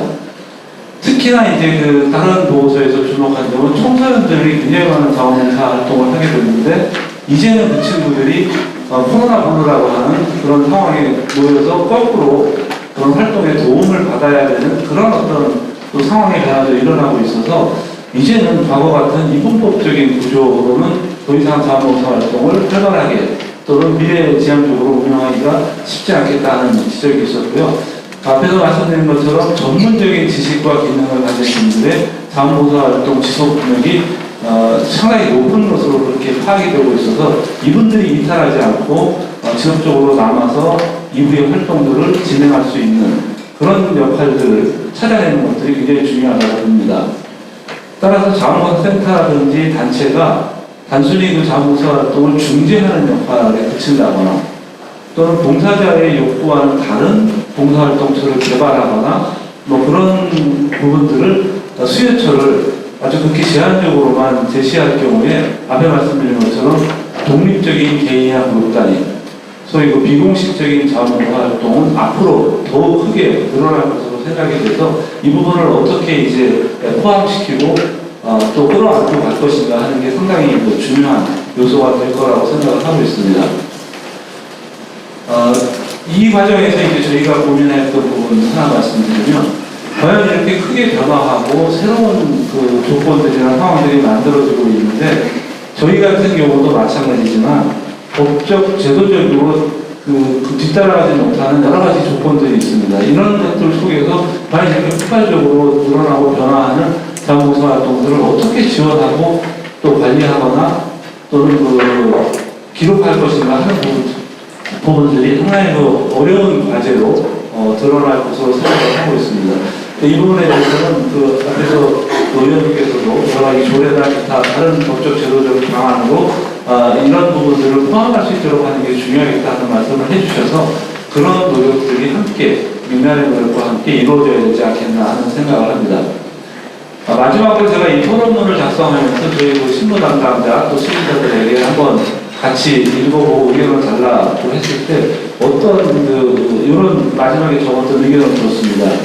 사실은 그 현장에서 경험할 때 자원봉사자들이 활동을 중단하거나 기피하거나 떨어져 나가는 것에 그 상당한 요인 중에 하나가 사람과 사람 사이의 관계가 있다는 거죠. 오히려 거대한 어떤 제도나 시스템의 문제보다는 1대1의 관계에서의 그 실망이라든가 여러 가지 그 다른 감정적인 요인들이 매우 중요하다 하는 답변을 받았습니다. 사실 자원봉사 활동의 가장 기본적인 철학은 그 무보수성 그리고 자발성이라고 하는데 그것을 전제한다 하더라도 자원봉사자들의 대부분은 본인의 활동에 대한 사회적 인정이라든가 그에 대한 또 어떤 그 진심 어린 감사 그리고 인정 보상에 대한 욕구들이 분명히 있다고 저는 알고 있습니다. 따라서 이러한 그 활동에 대한 수고와 감사에 대한 적절한 표현 이런 부분들을 기계적으로 일을 하면서 저희들이 놓치다가 굉장히 중요한 이런 자원봉사 활동하시는 분들을 현장에서 놓치는 경우가 상당히 많이 일어나고 있다 하는 점들이 그 지적이 되어서 정말 그 자원봉사 활동을 하시는 분들에 대한 존경과 감사, 진심 어린 그런 존경과 감사가 뉴노멀로 가는 굉장히 큰 아까 변화가 있었습니다. 환경과 ESG 뭐 기타 이런 변화들이 많이 일어나고 있는데 이러한 변화와 함께 기억해야 될 자원봉사 활동 특히나 이제 관리자나 센터들의 가장 기본적인 덕목이라는 점을 다시 한번 확인드리면서 제 토론 마치겠습니다. 고맙습니다. 네, 저는 총장님 토론 감사드립니다. 토론에서 제가 느꼈던 것은 결국 자원봉사가 이루어지기 위해서 여태까지 우리는 어떤 시스템을 했는가 인센티브를 주고 거기에 대한 보상을 하고 그렇게 자원봉사들을 이끌어왔습니다만 지금 학교에서도 이제 학생들을 가르칠 적에 자기주도 학습을 하고 있습니다.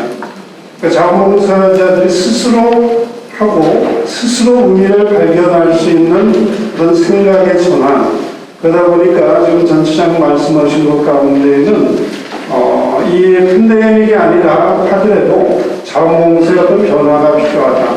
특히 관리 시스템이 시간 단위로 하는 것이라든지 아니면 여러 가지 지원 문제에 있어서도 우리가 생각해 볼 점이 있다는 점을 토론에서 밝혀주셨습니다. 센터 역시도 지금까지 관리하는 프로그램을 만드는 것만이 아니라 이 봉사자들이 진정 의미 있는 봉사를 할 수 있는 대로 이끌어 나가는 역할도 필요하지 않나 생각을 해봅니다. 마지막 토론자 한 분을 남겨놓았는데요. 저희가 시간이 여유가 좀 있습니다. 그래서 마지막 토론자의 지정 토론 이후에 함께 하신 분들의 의견이나 질문도 받도록 하겠습니다. 그러니까 준비를 좀 하셨다가 어디에 소속하신 누구다는 말씀과 그 내용을 질의 내용이나 의견을 간단하게 얘기해 주시면 고맙겠습니다. 마지막으로 토론해 주실 분은 인천시 중간지원조직 네트워크의 송영석 단장님이십니다. 토론해 주시기 바랍니다. 네, 방금 소개받은 인천시 중간지원조직 네트워크의 기획단장을 맡고 있는 송영석입니다. 사실은 이 조직이 뭐 이렇게 공식 조직은 아니고요. 제가 있는 조직은 인천시 사회적경제지원센터의 센터장으로 있고요. 여러분들이 아마 사회적경제지원센터와 관련해서도 좀 생소하실 텐데 중간지원조직 네트워크라고 하는 조직은 더 생소하실 것 같기는 합니다. 근데 저희 같은 그런 그 센터들이 한 17개 정도가 모여서 3년 전부터 중간지원조직 네트워크라는 것들을 자발적으로 만들었어요. 거기에는 저희 같은 사회적 경제나 마을 공동체나 우리 자원봉사나 교육단체, 환경지원센터 이런 인천시에서 운영하는 이런 센터들 17개가 모여서 같이 어떻게 하면 인천의 시민의 삶의 질이 높아질 것인가, 또 어떻게 하면 인천시 정책 목표가 시민들에게 정확하게 전달이 될 건가, 또 어떻게 하면 시민들의 의견이 인천시로 잘 반영이 될 건가, 그 중에 이 중간지원조직이라고 하는 이 조직들이 어떤 역할을 할 건가에 관한 그런 논의를 해왔던 단체이고요. 밖에서는 이렇게 모인 게 처음이고, 사실은 저희들이 처음 만들면서도 굉장히 불가능한 연결이라고 저희는 생각을 했었습니다. 서로 주요 과업이나 목표나 활동의 방향이나 이런 것들이 다르기 때문에 이렇게 같이 모여서 그것 시간을 하고 그 논설을 만들어내는 게 쉬울 것인가, 지속 가능할 것인가 라는 얘기를 해왔고요. 그럼에도 불구하고 3년 정도 유지를 하다 보니 이렇게 연결 시장들을 만들고 조금 더 효과적인 일들을 만들어야 되고 있고, 또 새로운 비행자들을 만들고 내보니까 이제 이런 차원의 말씀을 드립니다. 제가 이걸 길게 말씀드렸냐면 사실 자원사와 별반 다르지 않을 거다라고 하는 생각에서 이렇게 길게 말씀드렸는데요.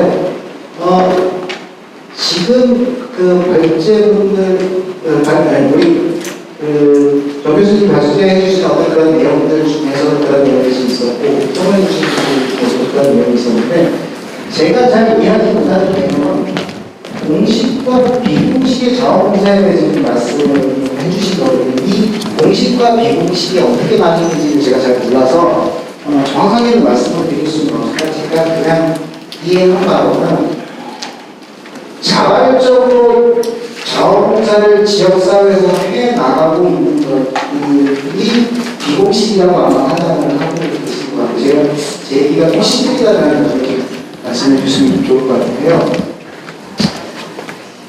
네. 이 자원봉사 센터와 관련한 얘기를 하는 중간에 여기서 이제 지속가능한 사회를 위한 지역사회 자원 연계와 관련한 자원봉사의 역할과 관련해서, 센터의 역할과 관련해서 이 말씀을 드리려고 제가 지금 이 개념들을 꺼내왔는데요. 사실은 개별의 자원봉사도 있지만 실제로 저희 같은 그 사회적 경제 조직에서 보면 지역사회에서 각 조직들이 스스로 자기들이 지역사회를 위한 역할들을 하고 있는데, 그 역할의 확장성은 결국은 지역사회에서 본인들이 어떻게 연계되어서 연결하느냐와 관련한 부분인 것 같더라고요. 근데 자원봉사도 마찬가지고, 자원봉사 센터도 마찬가지고, 실적을 재는 것도 물론 중요하겠죠.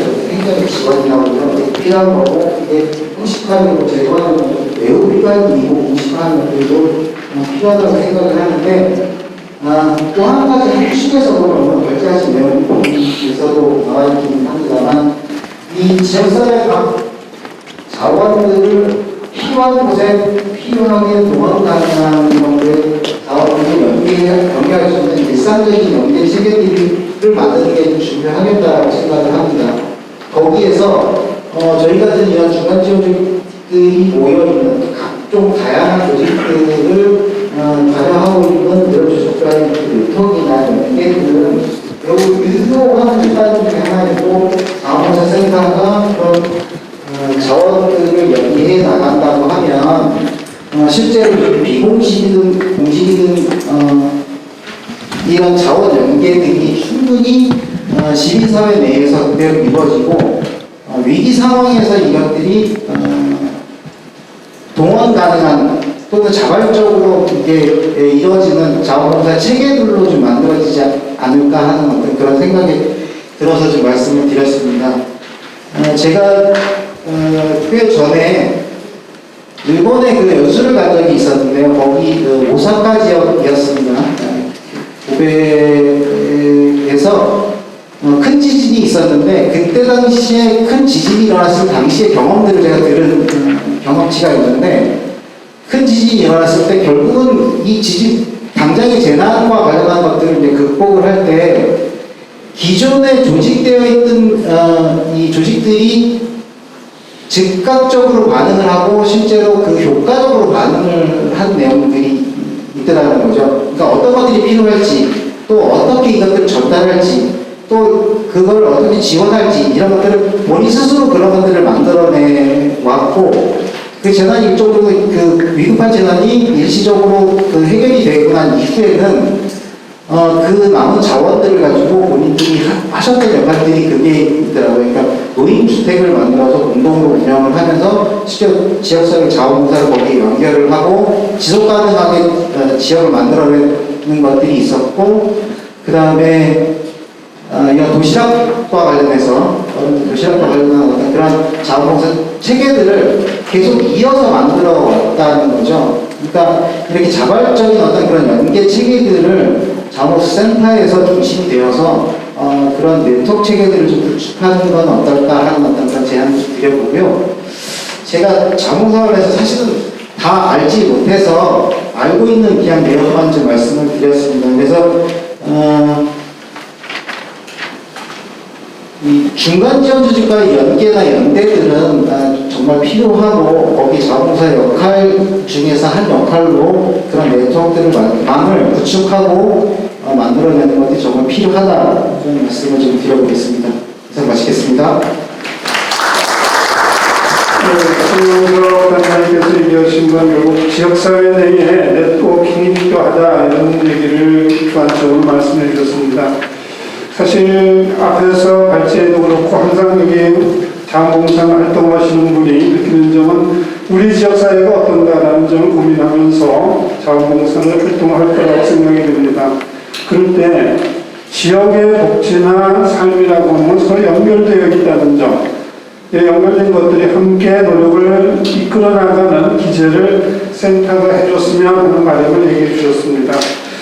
아울러 공식 활동과 비공식 활동, 그거는 아마 정 교수님 마무리에 조금 정리해 주실 것으로 생각이 됩니다. 자, 이렇게 지정 토론자들의 이야기를 다 들어보았습니다. 각 영역별로 또 관심사별로 앞으로의 자원봉사가 어떻게 이끌어져 나가야 될지를 얘기해 주셨는데, 오늘 함께 하신 분들 가운데에서도 활동하시면서 이것이 앞으로 좀 필요한 부분이다, 혹은 발제나 활동 가운데에 조금 의문이나 좀 더 듣고 싶은 부분 어느 곳이든 좋겠습니다. 혹시 있으시면 손을 들고 알려주시기 바랍니다. 네, 봉사하시는 분이 없네요. 네, 여기 앞에 좀 마이크를 좀 드리시면 좋겠습니다. 제가 열심히 봉사하는 자원봉사자입니다. 근데 이제 공식과 비공식 봉사의 문제에서 지금 저기 전홍윤 사무처장님이 제기하셨던 것과 같은 그런 비공식 봉사, 공식 봉사 어떻게 구별을 해야 할까 하는 거 생각을 했고, 그러면 비공식 경우 센터를 거치지 않고 하는 게 비공식인 거냐. 근데 센터의 역할이 참 중요하거든요. 센터에서 곳곳에 해야 할 일을 다 이렇게 자리를 잡으셔서 봉사 신청을 받으시고 이러면서 이제 우리는 그 신청을 보고 신청하고 이렇게 하면서 봉사에 계속 봉사를 나갈 수 있게 된다는 거죠. 그래서 이제 그 공식과 비공식의 문제가 어떻게 생각을 해야 될지 어려움에 봉착이 됐습니다. 예, 성함은 제가 못 들었는데, 어떤 공식과 비공식 활동의 경계를 좀 어떻게 잘 지어야 될지라고 하는 말씀을 질문으로 해주신 걸로 알겠습니다. 네, 저는 연수구 자원봉사센터에 적을 둔 교육봉사자입니다. 소양교육 다니고 있습니다. 예, 그리고 고맙습니다. 지난번 그 사회복지 박람회에도 가서 8시간 봉사를 했습니다. 엊그저께 17일 날. 네, 제 소개를 했습니다. 감사드리고요. 또 다른 의견이나 질문 있으신 분? 예, 속으로 가지고 계신 의문점이 있을 수도 있고 또 다 사귀신 분들도 계실 텐데 질문과 통해서 나왔던 내용을 제가 발제하신 정진국 교수님께 간단하게 정리해 주시기를 부탁을 드리겠습니다.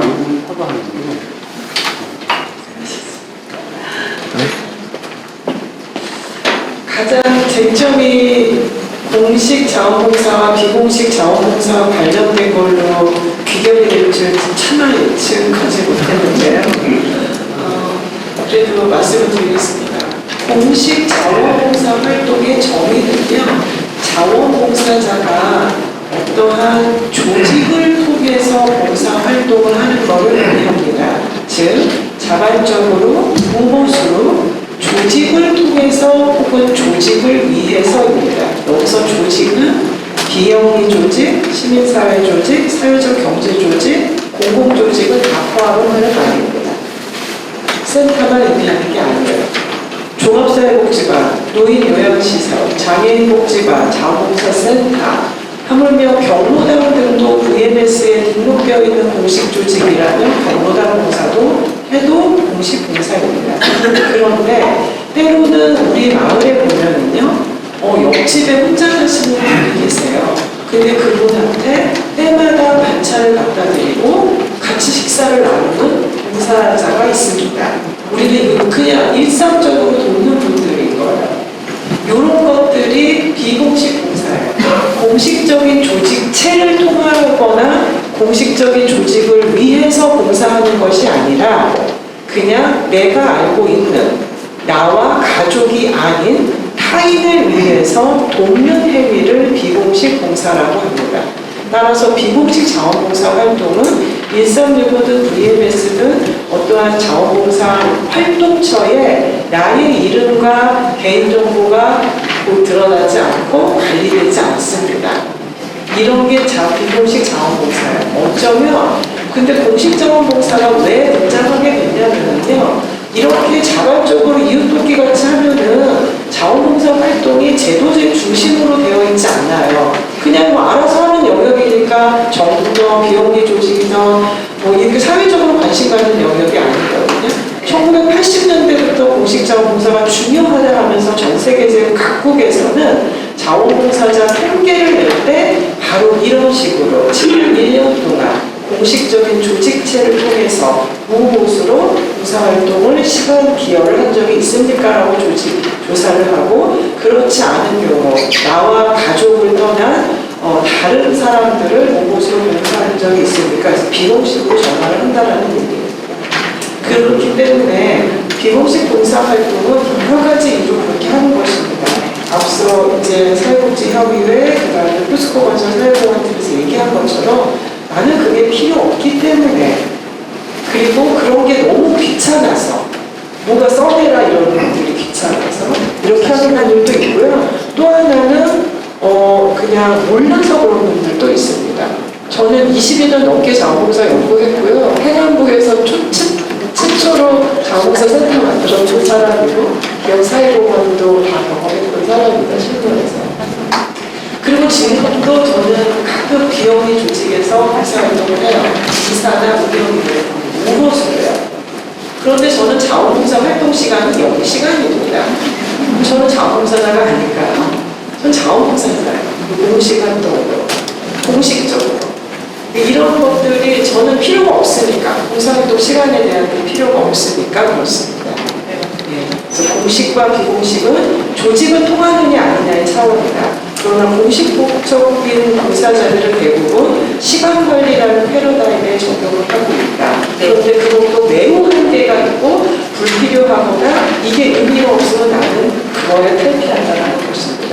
따라서 앞서 제가 꼭 말씀드리고 싶은 거는 저희 행정안전위원장님께서 되게 너무나 큰 지원을 해주고 싶은 그런 말씀을 하셨는데, 비공식 자원봉사를 조례에 따라서 제도권으로 하겠다라는 것은 매우 모순적인 것입니다.